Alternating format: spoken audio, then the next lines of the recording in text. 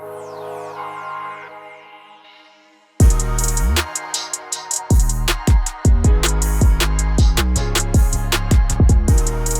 Jordan. What's up, Michael? Bro, how many times a year do we run a sale for the mentorship? Once, maybe twice. Maybe. Correct. I don't think we've ever done it more than twice in a year. Usually Never. Once per year. Sometimes twice per year. We had one back in the spring that went really well. We are likely going to do a Black Friday mentorship launch. Now, we know that's a ways away, many weeks away, but we've gotten feedback in the past that it'd be nice to give a little bit of a heads up. So we're not going to beat a dead horse here, but if you might be interested in joining the fitness business mentorship for a pretty significant discount here in the next several weeks, jump on our email list. It's in the YouTube description. It's in the show notes, and you'll get a heads up when that's coming. And just so you know, if we do 2 sales in a year, one sale is a discount, and the next sale is the last time you'll get it at that price. That's how we've done it. Yes. That's historically how we've done it. So if you want to get in at the lowest price it's going to be ever, this is when you do it. Yeah. Right? I mean, so this time we're actually going to have a sale. Like, I think we're going to have like a percentage off the joining price. Mm-hmm. But this is one of 2 times in which this will be the lowest price you'll ever be able to get it. Correct. Like, this is it. So save up some money if you want to join, and that's it. Just keep that in mind. Jordan, I actually don't have much. We have our questions that we pre-announced that we're going to get to. Oh, wow, I forgot about those. Well, I did not.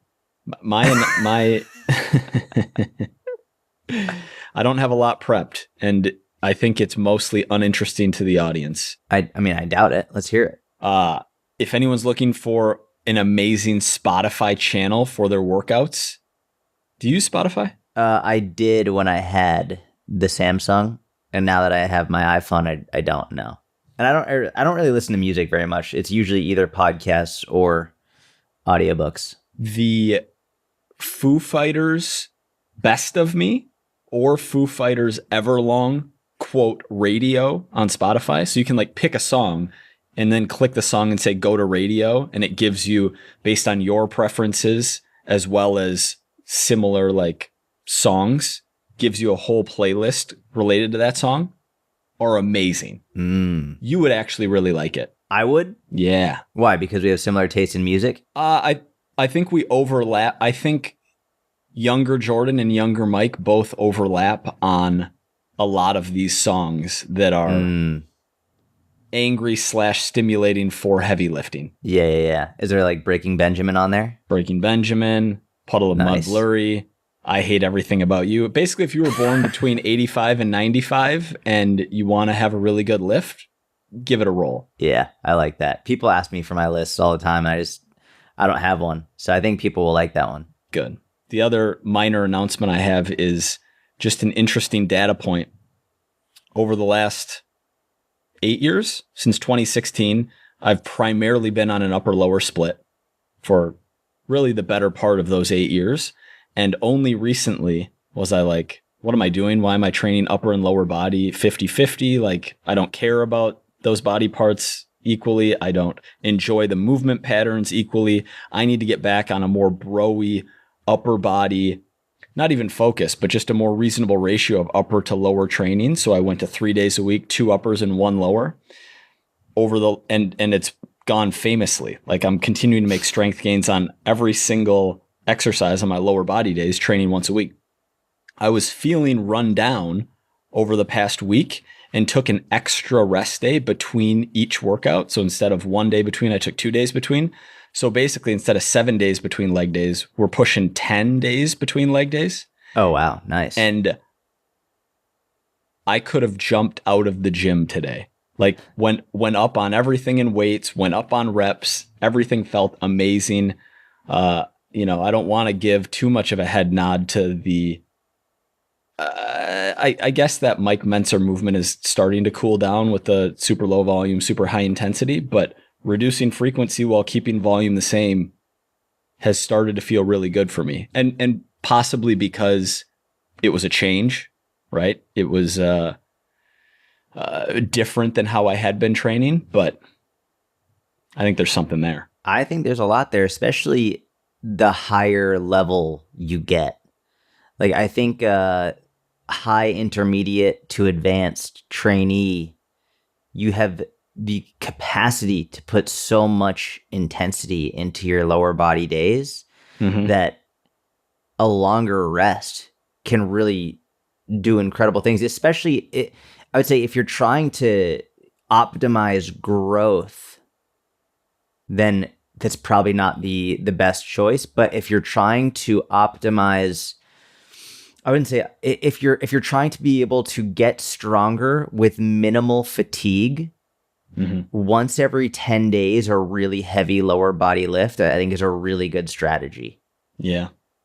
And one of the reasons I historically avoided it was because I like the movement associated with lower body training, right? And you could just do, some easy, whether it's light training or mobility work twice in between those 10 days.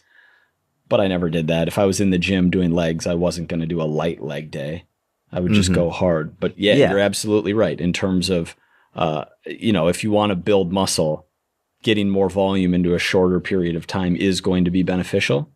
Hey man, feeling really good. When I was near my peak strength, I was deadlifting heavy once every 10 days. And I would have like a speed and accessory day in between that. But it wasn't heavy. Like I had a one heavy lower body day every 10 days. And that's when I would deadlift. Otherwise, it was like one more speed accessory based day. I think there's a lot to be said for that. And for a beginner, I think it makes sense to have it more frequently as well because of the technique improvements, because like just the greater exposures, all of that. They can generally handle more volume. They're also probably not lifting as close to that. Like, exactly. Yeah. But as you reach a higher level of strength and proficiency, sometimes you need it. Sometimes a week isn't enough for me to it's just not enough. Yeah. And it depends on your ability to recover, which is driven in large part by lifestyle, right? How much are you sleeping? How stressed are you? How much is training a priority relative to work or relative to family or relative to, are you trying to add muscle and strength and you don't care as much about body comp and so you can have more calories to play with? Or are you trying to stay lean in the process, which is going to make it harder to recover from those workouts? All of these are factors that determine how ready you'll be and when you'll be ready for your next heavy training session. Yeah. Yep. So I'll keep you updated on that. Yeah. How's your training going? Little barbell upper body work lately you've gotten into. Yeah, I'm sore. Yeah, I've been doing the inner circle workouts for a long time now. I've been doing the 3-day week push-pull legs, and I really like it. Lately, by lately I mean for the past year, anytime there's been barbell work, I've just subbed it for dumbbell work, only just because I wasn't really interested in doing the barbell stuff. I was like, I don't really want to do the barbell stuff. I have this rack of dumbbells, and I was just more interested in doing dumbbell stuff. And then yesterday I started the new program, and it was like barbell bench press and overhead press. And I was like, you know what? I feel like doing some barbell work. So I got some barbell in there, woke up today super freaking sore. Like super freaking sore. So yeah. A barbell upper body push day. Have you done any other barbell work? Deadlifts, Romanian deadlifts. I would do barbell stuff for my lower body. Sorry, I just mean this week. Are you sore just from the push day, or have you done a pull day too? Push day. Yeah. Just from the push day. Pull would be. I'm trying to decide when I'm going to do the Friday. Pull. Friday's probably going to be my side split day. So either. Oh wow, today's Thursday. Did you lift upper Monday or Tuesday? Yesterday. Wasn't it yesterday that did that? Got it. Yeah, then it does make sense to wait till Saturday or Sunday to hit upper pull. Yeah, so probably just do cardio today, splits tomorrow, and then upper pull on Saturday. I like it. It's fun to mix it up. Yeah, no, it feels really good. The barbell stuff, man, it's funny. It's a whole different skill. It really is a whole different skill that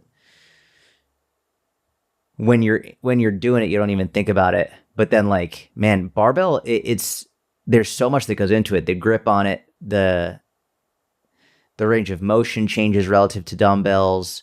It's even the unrack, like barbell bench press unrack plays a huge role in how you're going to do, especially on that first rep, which sets the tone for the rest. It's fun. It really is fun. And I haven't really done it much for the last year. Yeah, dumbbells are, I don't want to say easier, but more comfortable.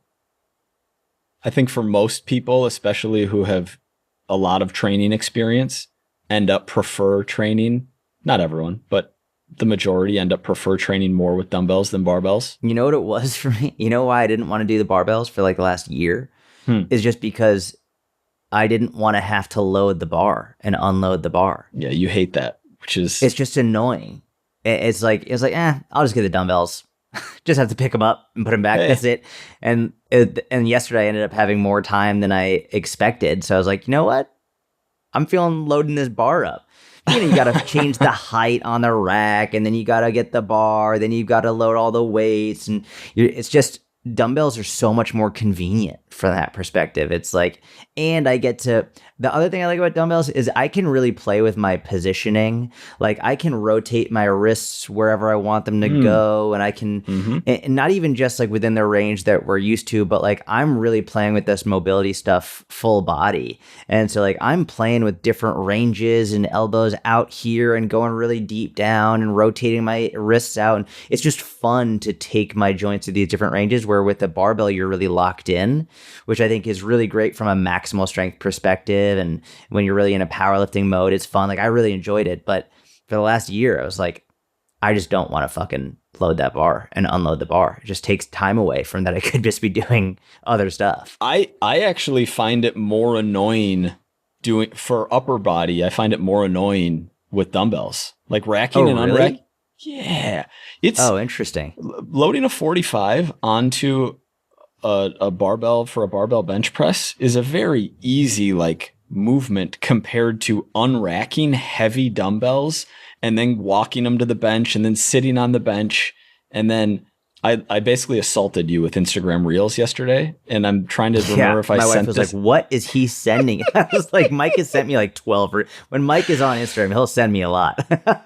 I did watch them all, though. You watched it? I don't think I sent this one, but there was one of a guy, and he looked, he was unracking 90s, and he was wearing these weird clothes, and he was walking very like wobbly to the bench with a 90-pound dumbbell in each hand. Oh no. And he sits down to dumbbell bench and he like kicks him back into position and couldn't do one. And I think it was like he uploaded it, and I think he uploaded it as comedy. It wasn't like a mean-spirited thing. But the comments were just incredible. But I can relate to that feeling of watching him walk walking heavy dumbbells to the bench and then getting them in position and then kicking them up and especially on a shoulder press, but even on a bench press, it's like that's more energy expending to me than the like loading a barbell for a barbell bench. For deadlifts and for hip thrusts, I agree with you, because you're bent over, you got to like pick the barbell up. It's more of a process. Yeah, more plates. We're not bench pressing multiple plates. we're not benching 405. But even if I was, I'd rather load 495 onto a barbell bench than RDL 225, because the position of loading a bench is so easy compared to loading a bar on the ground. Yeah, that makes sense, dude. I never realized it until this conversation. I don't like unracking dumbbells for dumbbell bench, especially if you're doing like an RPT or a pyramid where you're not doing straight sets with the same weight. Yeah, so you have to go back and forth. You got to go back and forth with 3 different sets of heavy dumbbells. It's like, this is brutal. No, whatever my set is, like whatever weight I get, that's my weight. And I've gotten to a point where I don't do warm-up sets. I'm just Jordan, all right, that's not good. I'm tired of walking back and forth. And dumbbells. I see. Yeah, with the dumbbells. With barbell, I do warm up sets. With the dumbbells, I'm like, all right, 65s. That's just, and like I'll warm up first. Like I'll do a warm up, but like I don't warm up with dumbbells because I don't want to have to go back and forth with the dumbbells. I've become such a lazy lifter. I really am. Can you promise me something? Can you do one set of? Can you please do one set of 15 reps with like 30s, like something just below 50% before? No.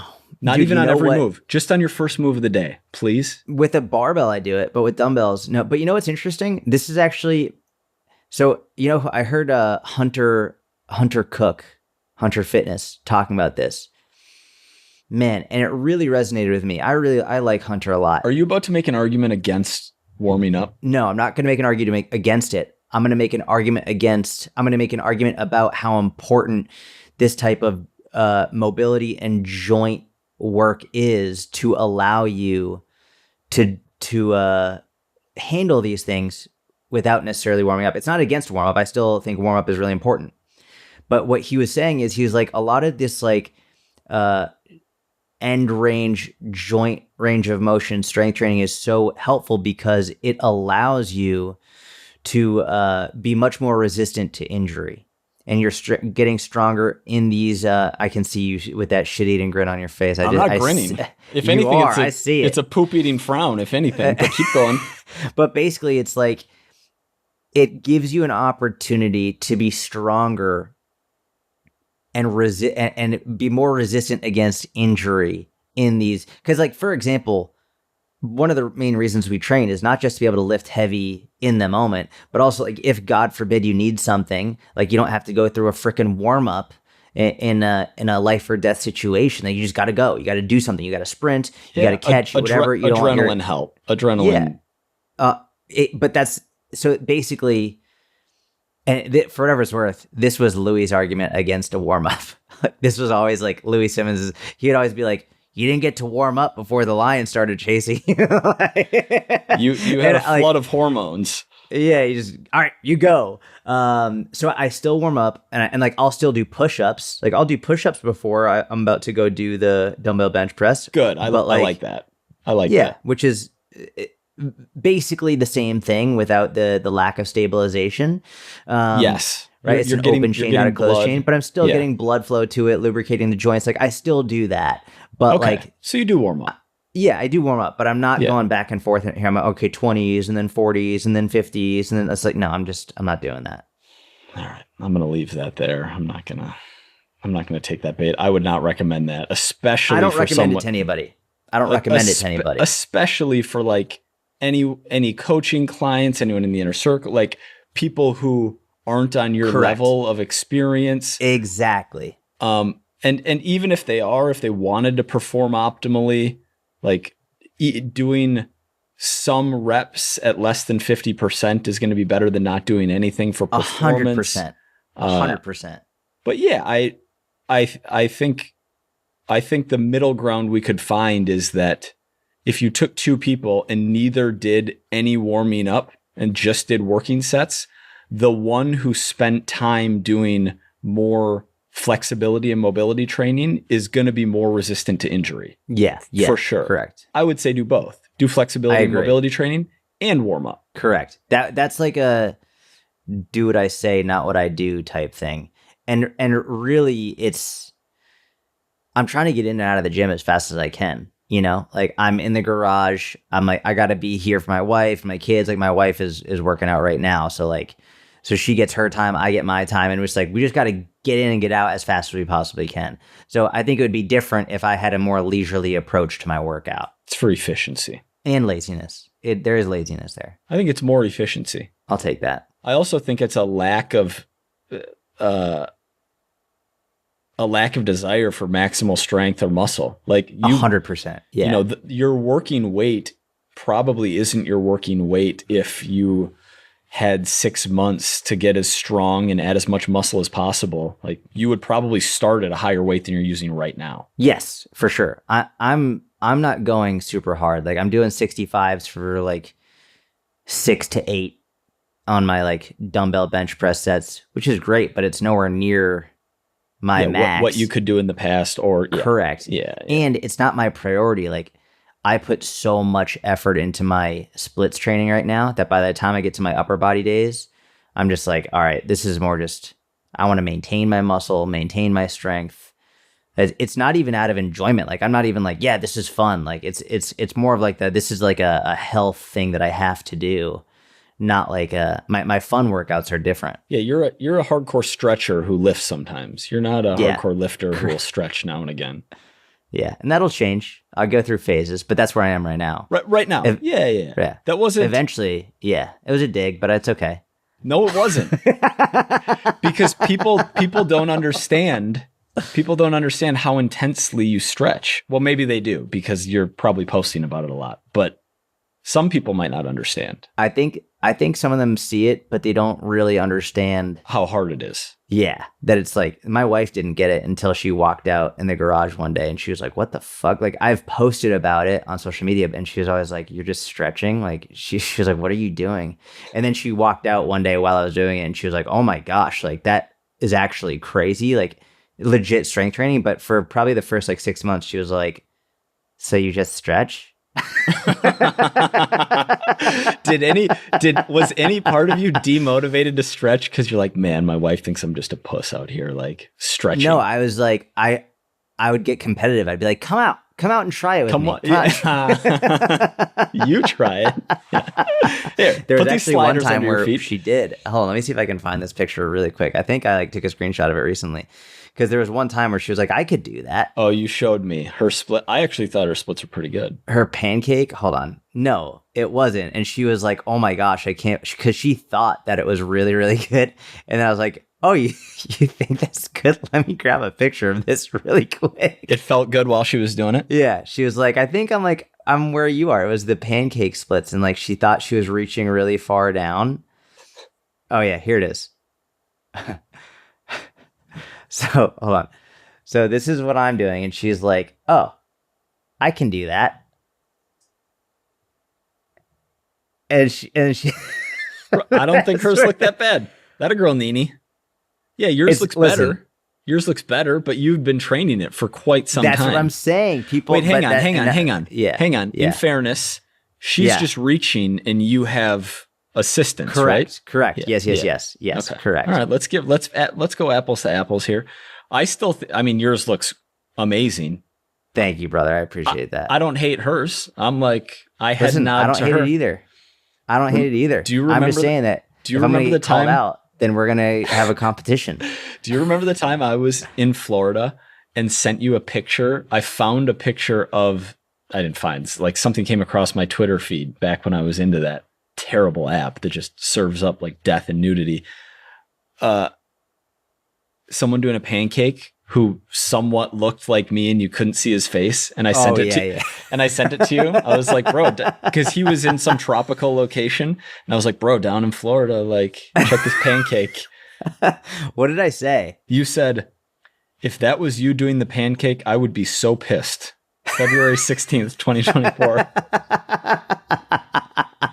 Yeah, because it at first glance, it did look like you. And I think that was not long after I had seen you squat ass to grass here on the podcast. And I was like, oh, wow, like you've got legit mobility. Because you, for some reason, you have it in your mind that, or you did maybe a year ago, that my mobility wasn't that good. Despite my lateral lunge, despite that squat. Here's what I didn't even say anything. I sent you the picture with like the pancake emoji with the butter and syrup on it. I remember I looked at that. I was like, at first I was like, what the fuck? And I was like, okay, that's definitely not. Yeah, this is wild though. This is. Yeah, dude, it's an insane mobility. It's absolutely wild. All right, you ready for some questions? Yeah, for sure. Let's do it. First up. What motivates you to prioritize fitness or healthy eating when you want to give up? Do you want me to go first or you want to go first? You can go first. And do we want to answer this as it's asked, which is, this person asking us, or do we want to answer it like a coach talking to somebody who isn't us? I think we should answer it as us. Cool. And I'm sure the coach will come out. But so what motivates you to prioritize health and fitness? I think the most important part of it is when you want to give up. But was the question health and fitness? What motivates you to prioritize fitness or healthy eating? Oh, fitness. Okay. So It's funny the way that they phrase it this way, because I would imagine if you really got down to it, they're probably saying like, what motivates you to do this stuff specifically for fat loss? Like, I would imagine it's coming from a fat loss perspective, because for me, when it's fitness and healthy eating, it's a no-brainer. It's like, because I know that prioritizing this is going to help me live a better life. Like, there's a no-brainer. And from the health perspective and lifelong perspective, it's so much easier to comprehend and conceptualize that this is a forever thing. Mm-hmm. It's just like, this is forever. Right. And so if you're looking at it from a health perspective, it's really a no-brainer. And I think a lot of it comes from fear, right? Not wanting to die early, comes from the place of not being here for my family, all of that stuff. So it's just a no-brainer from that perspective. It's also because even if I am not seeing the progress that I want to see in terms of like rate of progress, I know that I feel better and I'm a happier, better person when I'm trying to do it versus when I'm not doing it, right? If we're looking at, okay, well, you can either keep doing it or you cannot do it. I'm a better individual when I try to do it. Even if I'm not seeing the progress that I want, I'm a better person for it. Going to what I would imagine this person is actually talking about from a fat loss perspective, how do you stay motivated? I go back to what I just said. It's like, you're a better person. Like, what's the alternative is just to quit. And then at some point after you quit, you're going to want to get back on track anyway, because at some point you're going to be sick of yourself. At some point you're going to be like, all right, well, I gotta do it over again. Might as well just keep fucking going. Mm-hmm. It's just a no-brainer for me, because I know that I'm a better person when I'm trying versus when I'm not trying. I love it. I think you're getting at something good too when you talk about what's the alternative to doing it, because there really isn't an alternative, right? Like, there's no giving up, because we are all active and we all eat food. Like, you can give up playing hockey, right? One day you can be like, I give up hockey and I'm never playing again. You can't give up eating and movement, because as humans, we have to do both, right? So It's not like you're either doing it or not doing it. And if you give up, you're not doing it anymore. It's completely on a spectrum. Rather than a binary, it's completely on a spectrum. So it's not do it or not do it. It's how well or how poorly.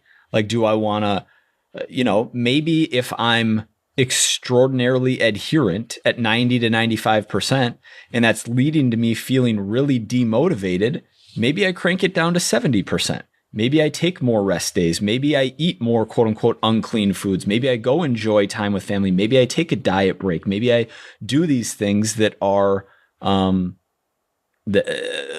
optimal for health and fitness, but because I was feeling demotivated, make my life better, make other parts of my life better. But that's not giving up, right? It's not 0 to 100. It's just turning the dial down a little bit, and knowing in the future, I'm going to turn the dial back up when I want to start making progress again, or when I want to start making faster progress, or when I am excited about a different goal. But I think conceptualizing it as when I want to give up is not the right way to think about it, because we're here, we're in this life. There's no, not to be morbid, but like suicide would be the only way you could technically, and that's not what we're talking about. We're not gonna do that, but you can't, like, literally, you can't give up. You can turn it down to a 1.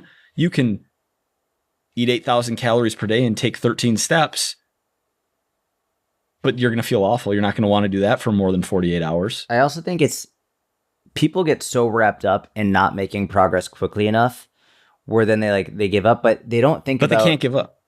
They just ratchet way down. They don't think about how, if you stop trying, and if you stop, like, if you just don't put in nearly as much effort or any effort at all, essentially, as we're getting older, it's getting harder and harder and harder. It's getting more and more difficult.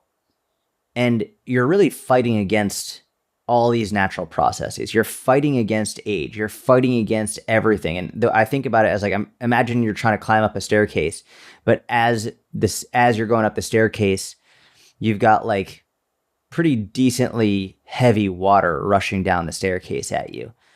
And so it's making it more and more difficult. So you're climbing, but you're climbing slow, and you're holding on. Like, you don't want to fall down. You don't want the water to take you out, take your legs out from underneath you. So you're climbing, but it's slow.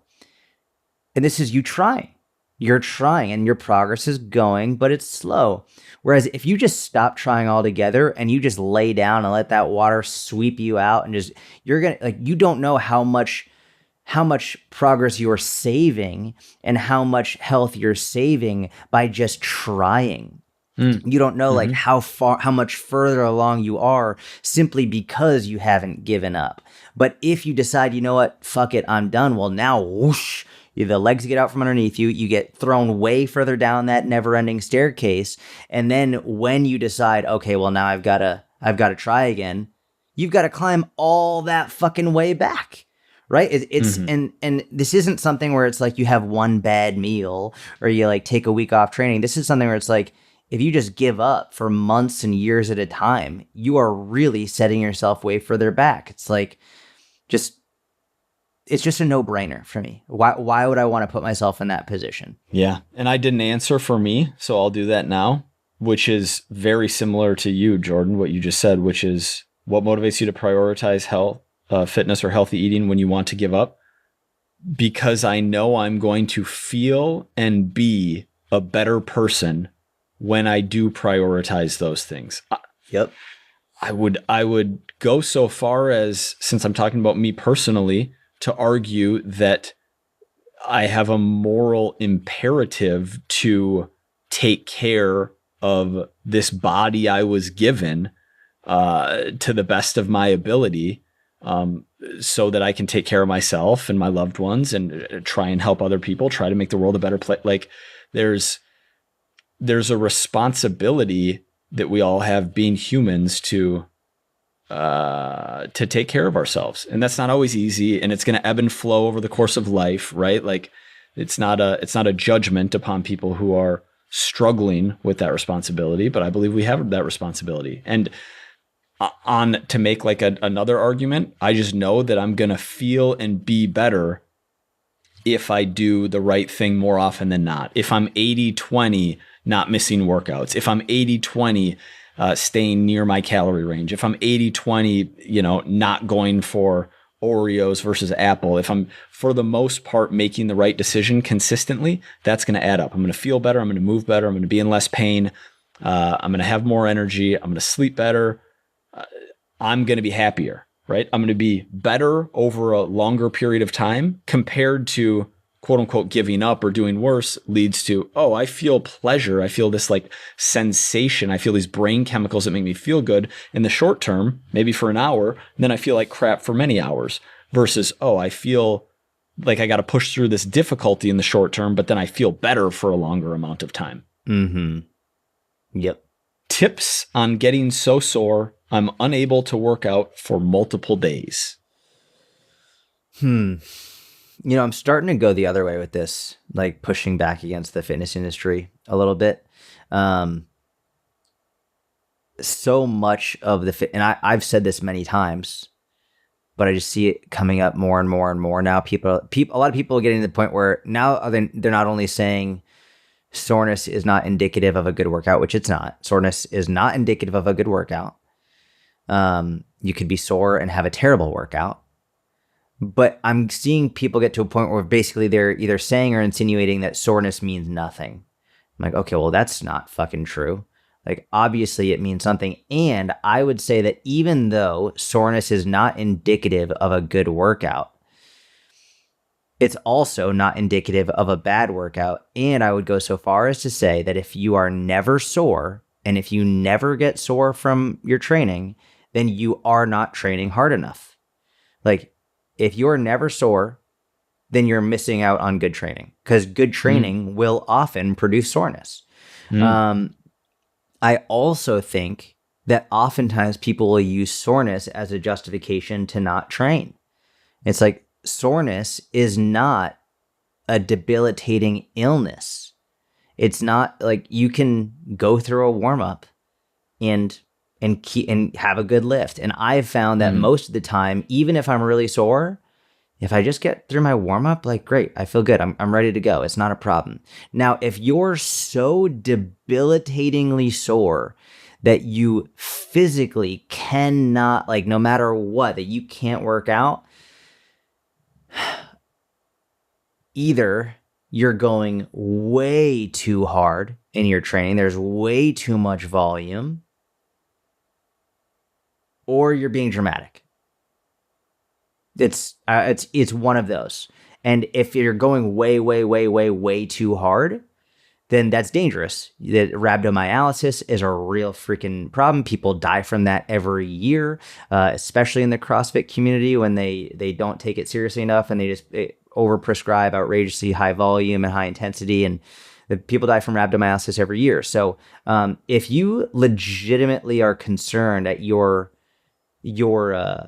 level of soreness, I would go to your doctor and say, hey, like, I'm getting very, very sore.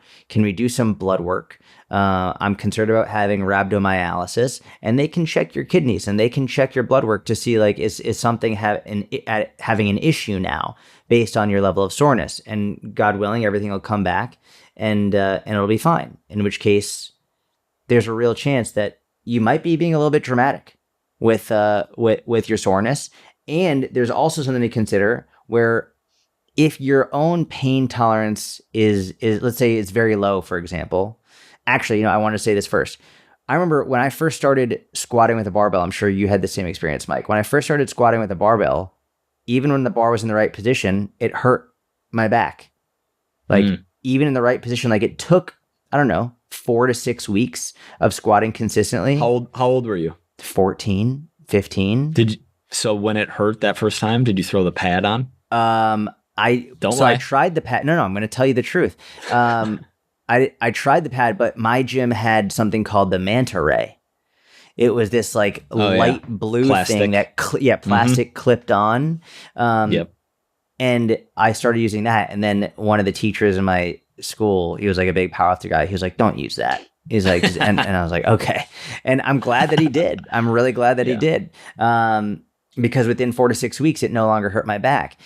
Soreness is often the same thing, where it's like the first few times you go through it, it's bad. You're like, what the fuck, dude? I remember the first time my glutes got sore. I vividly remember the first time my glutes got really, really sore. I was limping around.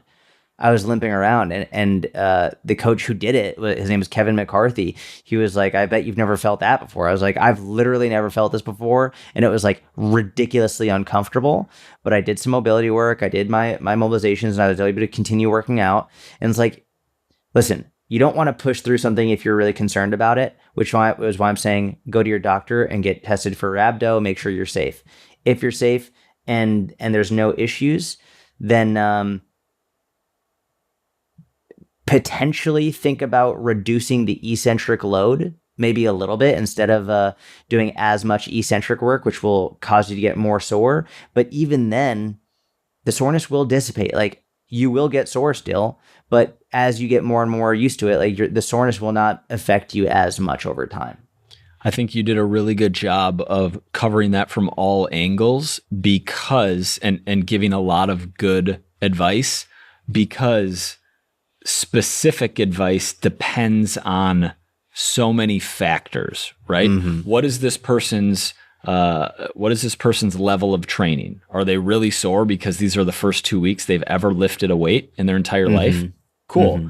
That's super normal. Keep going. It'll go away. Like, these are the worst DOMs, the worst delayed onset muscle soreness you'll ever experience, and it will get better. I promise. Is this someone who is brand new to weightlifting, and the very first thing they decide to do is German volume training, and they're doing 10 by 10s and they're going ham in the gym? Well, you're experiencing soreness because you're new to lifting. That being said, your program is suboptimal in that you're doing way too much training volume for what is necessary for you to make the kind of progress you want to make. So let's do way fewer sets and probably stay further away from failure than you're training, right? Is this someone who is on a specialization program, let's say they're doing a hamstring specialization program. So they're at like maintenance volume for pretty much everything, but then they're doing, I don't know, 40, 50 working sets of hamstrings a week, and their hamstrings are super sore. Well, that makes sense that your hamstrings are sore doing that level of volume. There are so many individual factors. I agree with you at a high level that I guess we could boil it down to, just because you're still a little bit sore from your previous training session doesn't mean you can't hit that body part again, especially if you're trying to build muscle, I would say. It would really help to be able to see this individual's program. Correct. And also know his or her nutrition, right? Are you in a surplus or a deficit? You're going to be more sore, all else equal, if you're in a 500 calorie deficit compared to if you're in a 300 calorie surplus. What does your recovery look like? What does your sleep look like? What does your stress look like relative to the amount of training volume and intensity you're doing? Because maybe you can't recover from like maybe it's not that you're quote unquote soft and that this is a normal level of soreness. Maybe you are abnormally sore, and it's because you're not recovering from the amount of volume and intensity you're doing. In which case, reduce what you're doing in some way. Bring the frequency down a little bit, more rest days between workouts, fewer working sets per training day, fewer sets to failure or close to failure within each individual workout. You might be doing too much. You might not be consuming enough protein. Maybe you haven't been tracking your calories, your macronutrients. Maybe you're eating exclusively carbs and fats and not getting enough of those amino acids. There could be so many things causing this level of perceived excess soreness. Yeah. And just like I say with everything, if you feel like something is wrong with you physiologically, go to the doctor. And specifically from a rhabdo perspective, like, hey, I'm concerned about having rhabdomyolysis. I've been unbelievably sore.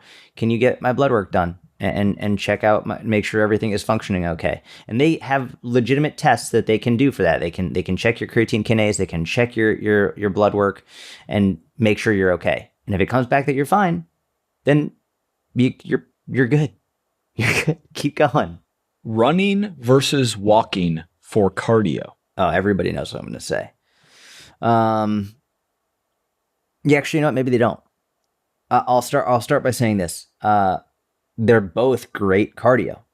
They're both great exercise. I think that. Wait, I'm so sorry to interrupt.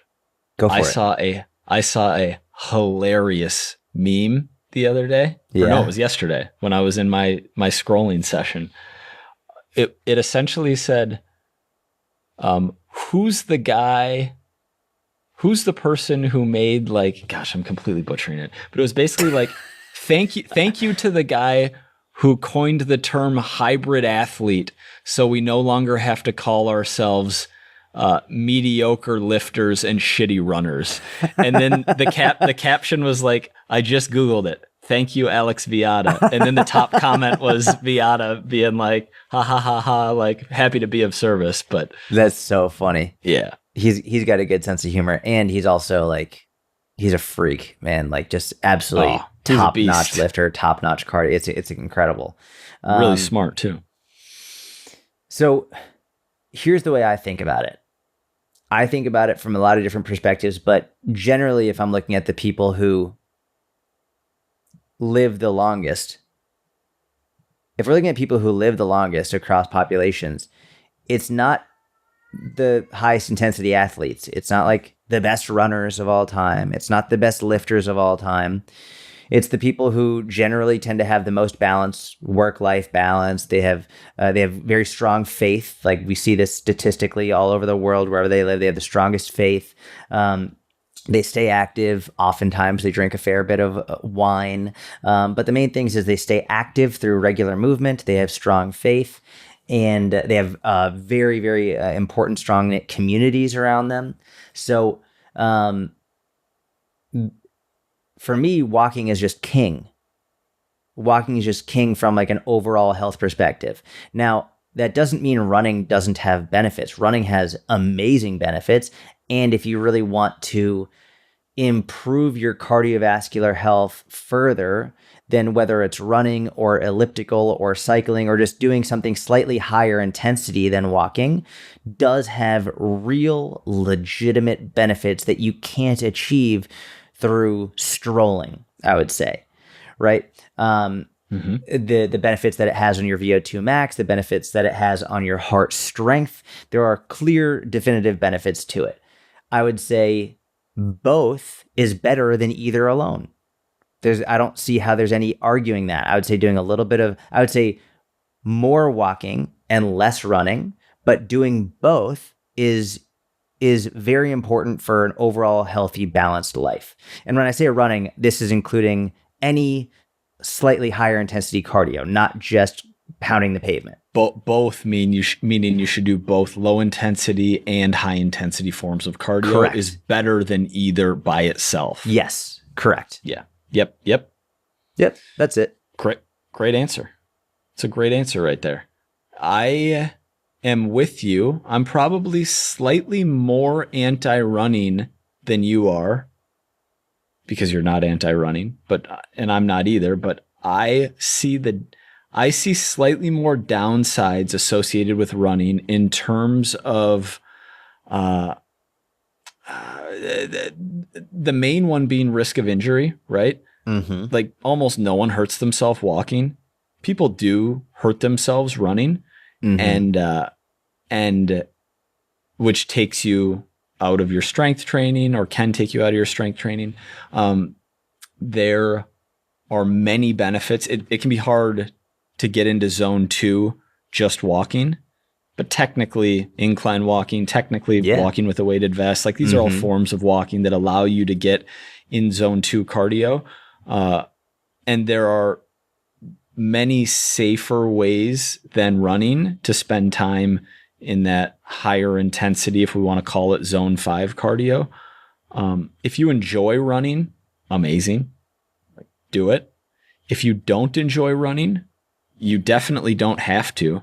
And there are so many more important things for your health. The ones you just mentioned, the kind of ones that we think about less in the fitness industry, faith, community, family, things of that nature.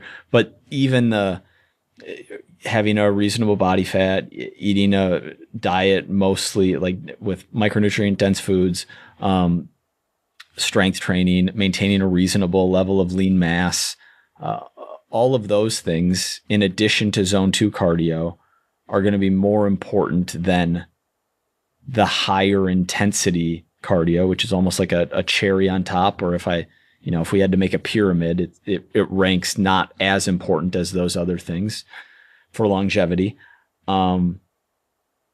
It comes back to enjoyability in a big way for me here, because I have so many, and less now, but over the years, I've had so many people say, I hate running, but I got to do it. Or why haven't you been as consistent? I just don't enjoy running. It's like, well, why are you running? It's like, well, I want to lose 30 pounds. And so my brother-in-law is signing up for this marathon. So I'm going to too, because that's going to be the way. It's like, no, like track your calories, go for walks, do 30 to 40 minutes of strength training 2 to 3 days a week. Like, there are so many easier and more enjoyable ways than being out there pounding the pavement. And so 100%. For all of those reasons, I'm a big fan of walking over running. Yeah, I'm with you. I will say, I also want to say sprinting over running, just because you could sprint on a bike, you could sprint on a run, you could sprint whatever. But like, hopefully we've clarified enough now that people know we're not just talking about running. But I would say we have to separate like health / longevity from athletic performance, right? It's like, if you want to perform at a high level, running, sprinting, high intensity has to be a part of that at a certain point. Yes. But if you're talking about health, longevity, blah, blah, blah, it becomes less important. For exactly. Sure. Yeah. Exactly. And I don't know, maybe I'm showing my age in that I'm more focused on health than performance, and operating under the assumption that, like, all right, we're mostly not athletes anymore. We're, you know, not college athletes. We're not professional athletes. Like, it's cool and fun to perform, but I don't know. I don't know if I'm right or wrong in my assumption that the majority of the population cares more about longevity than performance. I would imagine most care more about living longer and having a higher quality of life than trying to improve their 40. That being said, you're 100% right that if performance is a goal, then high intensity cardio is important. Yeah. Even then though, and it's important, like even when it's still important, it still takes up a minuscule amount of your overall training percentage. Yeah. Like a teeny tiny percentage of your total training volume and training time. It's minuscule. Mm-hmm. And if you're hyper focused on health and longevity and you do want that cherry on top, we're still only talking about, I don't know, 20 minutes of zone 5 every 7 to 10 days, something like that. Yeah, it's not much. There's one other point. We've talked about this before on the podcast, and this is almost an I can't prove this but land, but I have found that people who dislike running, who are running for fat loss, will use the fact that they're running as justification to care less about their nutrition. Mm-hmm. Whereas people who walk more, get a lot of steps, are rarely like, so true. Oh yeah, I got so many steps, I'm going to eat so much more. So true. And so there's a psychological benefit to walking over running in that I find it supports better nutrition adherence. It's a really, really good point. I don't know if I've ever heard anyone articulate that before. It's such a good point. Oh, thank you, Jordan. Thank you, bro. What a guy. Of course, brother. We'll be back next week. Weekly uploads, 194 episodes. We're cranking these out every Tuesday. We're not going anywhere. I do want to apologize to absolutely nobody. No, thank everyone for listening. We appreciate it. Please leave a 5-star review. Keep an eye out for the sale coming soon to the online fitness business mentorship. We love you. We appreciate you. Have an amazing week. We'll talk to you soon. Bye, everyone.